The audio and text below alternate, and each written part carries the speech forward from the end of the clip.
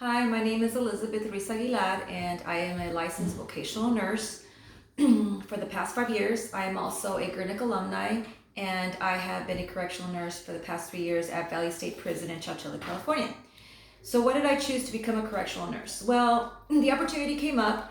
My husband had been bringing up the idea of applying at Valley State Prison, and the opportunity came up, so I took it.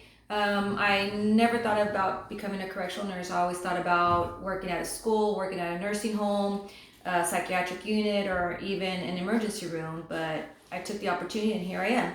Being a correctional nurse is very rewarding financially, and it has very good benefits, but it also comes with very high stressors. So that's why I chose the topic of correctional fatigue.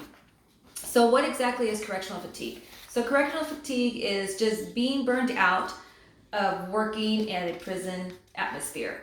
You have the feeling of being drained and tired and irritated. Supervisors are on you. They expect 100% plus from you. You're walking on eggshells. It is a prison, so you have to be watching your back at all times. You have to be careful what you say, what you do, because it could always come back to you. You can get sued, or you can end up going to court. And a lot of this stuff can always lead to depression. So this is some information that I'm going to bring to you. It's just data collected from the insurance companies. So a correctional officer's life expectancy is 59 compared to 77 in the US population. 10% have considered or attempted suicide at one point of working for CDCR. 46.9% of correctional supervisors in different departments have signed divorce paper at least once in their lifetime. PTSD is very common in correctional officers or in any department that you work in. Most of the time it's because of the military background. 30%, to be exact, have PTSD at CDCR, 4 times the national average. So once you walk into the prison, you hear the gates close behind you, immediately you have to start watching your back. That can be very stressful. There can be a raid, that you can be held hostage. There is a policy at CDCR where if you are being held as a hostage, there is no negotiation. So most likely you're not going home. You have to be careful with everything you do. Proper documentation has to be 100%, especially as being a nurse or in any department. The fear of getting sued. Again, being a nurse, you have to provide the proper patient care. So that's always something that you took an oath to do. Or else, if you make that one mistake, your license can be easily taken away. There are many stressors. Like I said, divorce is very high in CDCR. You get mandated left or right because they are short-staffed, or it could be many reasons. You can mandate it for holidays, you get mandated on weekdays. It doesn't matter if you're getting married that weekend. You better be careful and know that you're going to have someone to back you up that day, because if you get mandated, if it's an institutional need, you're not going home. So when you walk at work, I've always turned around and say good morning to everybody, and some employees or some of my coworkers, they look so depressed and I can't wait to go home. I'm walking in and I'm all ready to walk out. I have felt that many times. And why? Why do we feel like that? Well, there's this term that we use that I thought personally it only was pertaining to inmates, but it's pertaining to CDCR employees, and it's being institutionalized. We become institutionalized. Why? Because we start losing trust on everybody. We stereotype people. We walk into a Walmart and we see a person that we think was a parolee from VSP, and we're like, oh my God, are they going to say hi? Are they going to come up to me? Now they know what my family looks like. It's just stressors.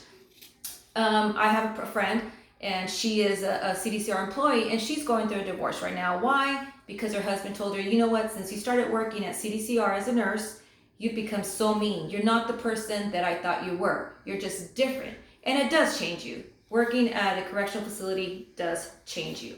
So what techniques are offered to the employees through CDCR? We have block training, which is once a year, and we have EAP, which is an employee assistance program, and we also have peer support. So I'm going to talk a little bit about each of those 3 topics. So block training is offered once a year to everybody, whether you're an office technician, a cook, correctional officer, a supervisor, a doctor, a nurse. Everybody at CDCR has to take this training. And it speaks about policies and procedures in different departments. Recently, they have added correctional fatigue, suicide prevention, depression, substance abuse, and mental illness. So EAP is an employee assistance program, not only to CDCR employees, but for the family too.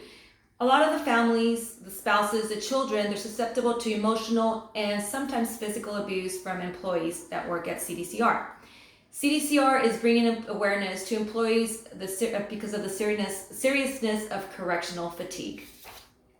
Peer support is available 24 hours a day to any CDCR employee at that particular prison. It de-escalates situations when you're feeling like you're having a situation, whether it's a mental breakdown, which is a problem at home, which is a problem with another coworker. You can talk to any peer support person and they will help you get through it. It's all confidential, and I can tell you that I have used peer support. Last year, I was involved in a situation where I had to perform CPR on an inmate. Of course, he ended up passing away. I felt like, as a nurse, I failed because I felt like, what did I not do to help this person survive? A lot of people have that mentality is, oh, he's an inmate. Why do you have to risk everything to save this inmate? Because this inmate at that moment was not an inmate to me. It was a person that I had to do anything possible to help this person survive. And it was very emotional. A couple of nurses, along with other of my coworkers, had to perform CPR on this inmate. And of course, he wasn't able to survive. And I felt awful. I did not know what to do. I was just in emotional distress. Peer support came and they helped me out. They sat there with me, talked to me, made me feel like, you know what, you did what you could. And we're going to be here if you need someone to talk to. And so I know personally that peer support does help. I think that peer support should be available to all companies, not only for suicide prevention, but for depression, for anything. It should be something that should be mandatory in all companies. And I'm so glad that it was available to me at CDCR. We all know of someone that has attempted or committed suicide at one point or another in their lives. And I think that just correctional fatigue is something that has been growing in CDCR. And I think that just having the peer support groups is just great. EAP is great. And I think that it should be done for every single company, whether it's a small company, or it should be something that should be mandatory for everyone to learn about. We should make every effort to bring awareness of the seriousness of this matter. And with that, I want to thank you for giving me the time to bring some information on correctional fatigue, and thank you.